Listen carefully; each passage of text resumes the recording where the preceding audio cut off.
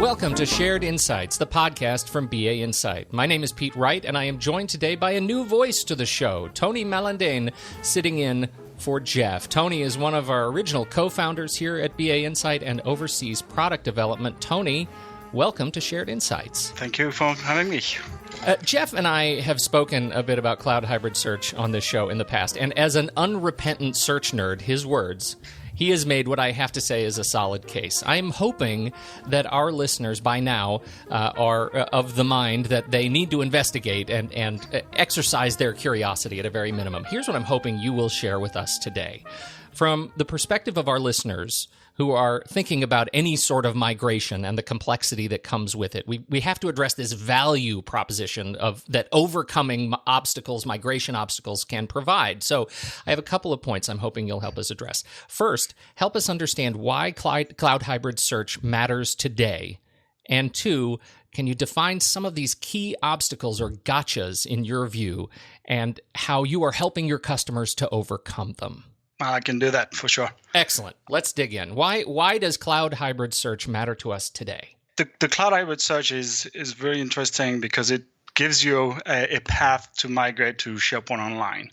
If you already have SharePoint on premise and you've deployed already, many forms or site collections and you have lots of content, then looking at SharePoint Online may be attractive to you, but then you have all of that content on premise that you got to figure out what to do with that. Do you want to migrate that? Do you want to leave that on premise? It can become quickly a headache in terms of getting enough information online for your users to find it useful. And the good benefit from the cloud hybrid search is that you can make all of your content on premise searchable from SharePoint Online so that your users can be directly operational online, and they can search all information without even having to worry about whether the content is on premise or online. So that's really is a strong accelerator to go into online.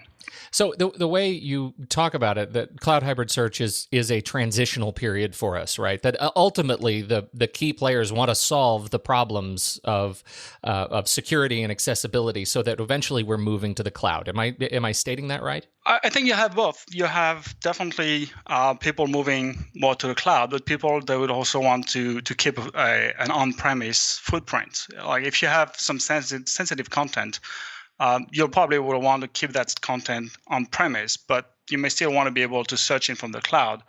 And for content that is more general in purpose, then you can have that cloud hosted if you want to, and can get the best of both worlds.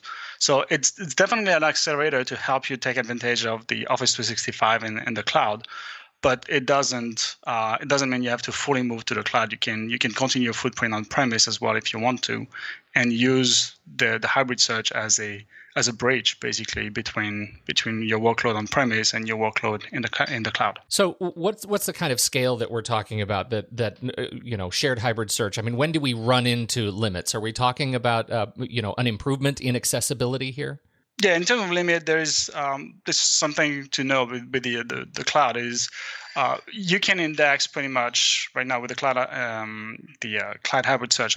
You can index up to 20 or 25 million items, but it's really essentially based on how much footprint you have in the SharePoint Online.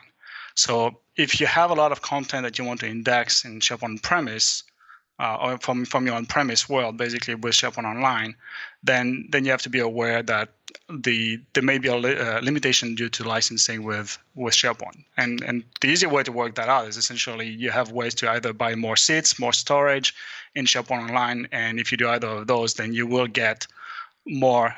You will gain the ability to index more content with SharePoint Online and make sure all of that content is searchable. So how does BA Insight work with cloud hybrid search today? What does your work look like? Our product line is basically working pretty well with the cloud hybrid search. All our connectivity, all of our connectors work with the cloud hybrid search the same way that they would work with SharePoint on premise. So any content that you have on premise today, whether it's a documentum environment or it's a FileNet or LiveLink or whatever you have, basically you can index those and make that content searchable online by combining our connectors and the cloud hybrid search. And on top of that, also work with other products, other classifiers and previews.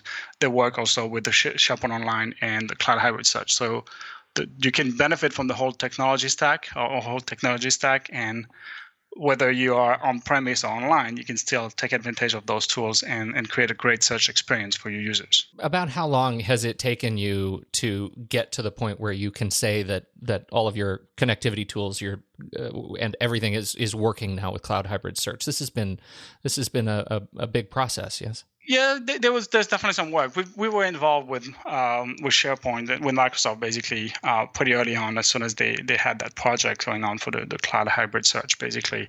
So we've been working a lot on those. The beauty of the design that we have for the connectivity tool is definitely that our connectors are really care about the source systems that you're indexing, but after that, it's a framework that talks to SharePoint, or that talks to the Cloud Hybrid Search. So all of our tools were almost ready to be compatible with the Cloud Hybrid Search, and we just had to modify how to talk to the Cloud Hybrid Search as opposed to modifying to talking to SharePoint on-premise, basically. Okay, all right. So this is all why Cloud Hybrid Search matters to us today. Let's talk about the things that can get in your way, the gotchas or the obstacles.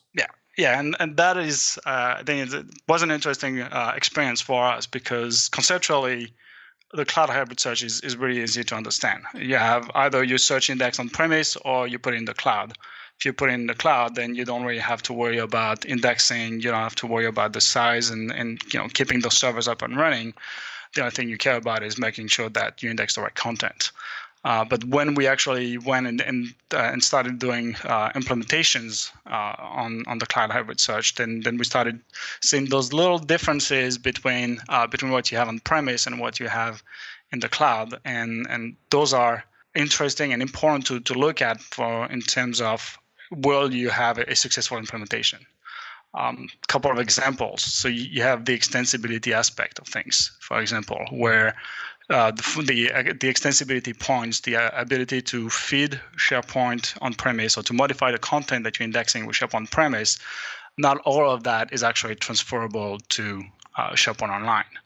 Another example with that is the Cloud Hybrid Search is still a fairly young functionality and fairly young feature added to the whole SharePoint stack. And some of the administration points basically can be a little confusing or a little on the side of what you would expect if you're familiar with SharePoint on-premise, basically. So that's the kind of things that you need to pay attention to know what is doable and what is not doable, or where or how to do it, basically. Well, one of these examples I know is around Active Directory. But can you talk a little bit about some of the security lessons you've learned in working on Yes. in this area?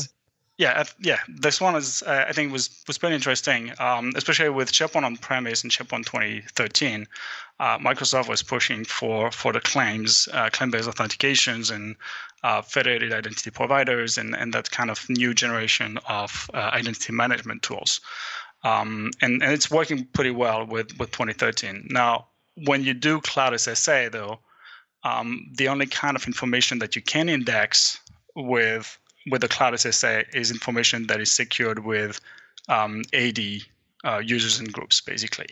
So if you have content that lives into a documentum or a live link, for example, or if you have content that lives into a system that does not rely on AD for security, then you won't be able to push that content with the Cloud SSA because the cloud doesn't support claims. So you cannot secure that content in a way that would return secured results in SharePoint Online. That kind of limitations can be worked around. And actually, we do provide in our product, in our connector product, we do provide the ability to resolve the security problem, even if your systems don't have an AD-based security. But natively, that's the kind of things that you need to look at. The other thing, maybe a variation of that problem, but a more like practical variation of that. If you have multiple SharePoint deployments in your intranet, in your local network, and they are in different domains, or they are in a domain that is not synchronized with your Office 365 tenancy, then you will face the same problem, because those that content may be AD based, but Office 365 does not know about those AD users and groups, and therefore it cannot apply security properly. And what you would expect is what you will get at the end is basically documents that are indexed and seems to be indexed properly and seems to be crawled properly without errors.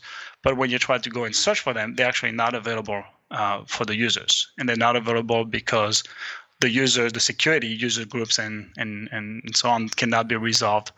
And those documents cannot be returned back in search results. For our listeners who are just jumping in on this episode, if you want to jump back to episode 13, we have a conversation specifically around search security with BA Insight Solutions architect John Linker. It's another great conversation that dives a little bit more deeply into this subject that you're getting into right now, Tony. Let's talk a little bit about administration. You already mentioned that having to administer hybrid can be more complicated. Yeah, a couple of examples there. So when you use the Cloud SSA, you will be able to schedule your content sources and your crawls in the Cloud SSA, which is basically in a SharePoint environment on premise. But all the stuff that relates to managed properties and metadata is actually something that you have to do in the cloud. So you cannot just go in the managed metadata, the metadatas and managed properties, and crawl properties that you're used to in your SSA on premise. You actually have to do that in the cloud because they're not synchronized with each other. So that's a bit of the counterintuitive part that I was talking about earlier, where the UI may still be there for the Cloud SSF on premise, but it actually doesn't do anything. It doesn't help you. You have to do that in SharePoint Online. Couple of other examples: index reset or removing items from the index. That kind of functionality is available in SharePoint on premise, but actually up until a recent CU, it was actually misleading because that could actually break the connection between the Cloud SSA and SharePoint Online. Now, if you want to reset the content that you indexed via your Cloud SSA, your hybrid search, there's actually a script that you have to use, a PowerShell script. And if you want to remove items, it's the same thing. There are some PowerShell scripts. So that's the place where what I mentioned earlier is the features being a little young, there's still some gotchas that you have to be aware of. And if you use the wrong tool, you may not get the expected results, or you may actually cause some problems to yourself. To this point about extensibility, I actually have two questions around third-party services too. So your comment about extensibility, we need to talk about, but the other is about the ecosystem of how well document providers, knowing who the core audience is of BA Insight tools, how well is the ecosystem adopting cloud hybrid search and supporting cloud hybrid search? So can you take on both of those points? Yeah, I can try that. So in terms of the how well the ecosystem is supporting those, you basically when you look at the technology, you basically have two different approaches. You have the BCS connectivity, and you have the protocol and handler connectivities. Those are extension points basically. If you use the protocol handler, or if your ecosystem is what is using protocol handler, then that kind of functionality will continue to operate and should continue to operate. If you look at BCS, then it goes back to the comment I was making earlier with regard to security and how well that the security mapping will work. And if you use BCS and claims, that's where you're going to face some challenges. So with regard to extensibility, I think that's one of the points where you want to be aware. Does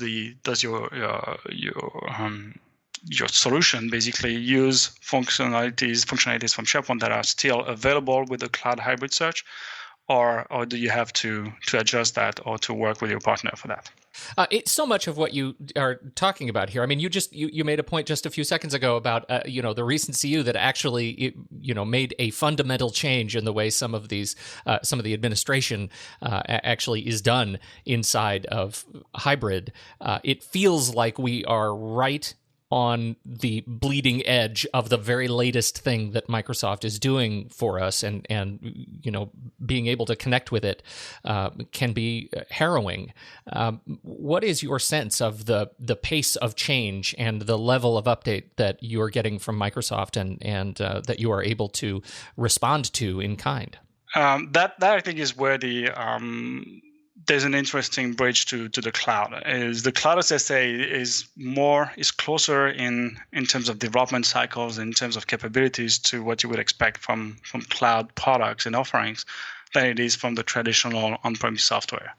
So Cloud SSA came through a cumulative update with Microsoft SharePoint 2013, and it's being updated frequently with those cumulative updates as well. So you have a much faster pace for new functionalities being added and new capabilities and issues being resolved through those cumulative updates. So you will see a faster iteration from Microsoft in terms of solving some of those problems I mentioned, improving the capabilities, offering new capabilities or features with the cloud hybrid search, basically through that cumulative update mechanism. As opposed to just having a functionality that you have here in 2013 that also exists in 2016, and then the next major improvement would be with next version of SharePoint on-premise. I think that is not going to happen. What you will get is something that every few months gains more capabilities, gains more maturity, and more functionalities, basically. How has that affected your release cycle? It will make it a lot more interesting in terms of being able to keep up with that. It will make us basically take advantage of the functionalities as they get developed and not have to worry about is it SharePoint 2013, 2016, major releases and major changes. It will be a more fluid way also for us to take advantage of those functionalities and make them useful to our customers as well. This is fantastic. A great conversation, Tony. Thank you so much for your time. Anything that we have missed that you want to make sure you leave our listeners with today? I think that we covered quite a lot there. There's definitely, as you mentioned earlier, there's definitely some previous podcasts and also a lot of resources that we've published already on our blogs and on our website. So if you're definitely interested with the Cloud SSA, just take a look at what we've published so far, or even drop us an email. We'll be happy to help you with your questions and help you move forward. I will put links to both of those opportunities around the Cloud SSA on the blog and the contact form, so you can just scroll down in your show notes right there on your mobile device and click right over and take advantage of those resources right now, as long as you are not driving and you are being safe. So thank you very much, Tony Malandain, for your time today. It's been a pleasure talking to you. I hope you will come back. I hope so too. Thank you very much for having us. We'll talk to the powers that be and make sure you're on the guest list. Yeah, you go. And thank you, everybody, for downloading and listening to the show. Don't forget you can subscribe for free in iTunes or Google Play, anywhere the finer podcasts are served. On behalf of Tony Malandain, I'm Pete Wright, and we'll talk to you next time right here on Shared Insights, the podcast from BA Insight.